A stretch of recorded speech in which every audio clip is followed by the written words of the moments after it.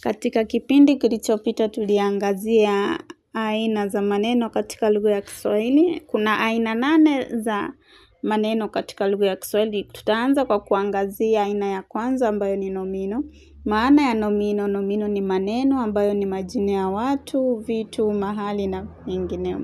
Kuna nomino za kawaida, nomino za kipekee, nomino za jamii, nomino za wingi, nomino za dhania.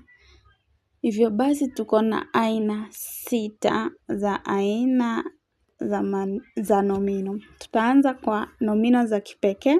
Haya ni majina maalum kama vile ya watu, mahali, bidhaa, kampuni. Huanza kwa herufi kubwa.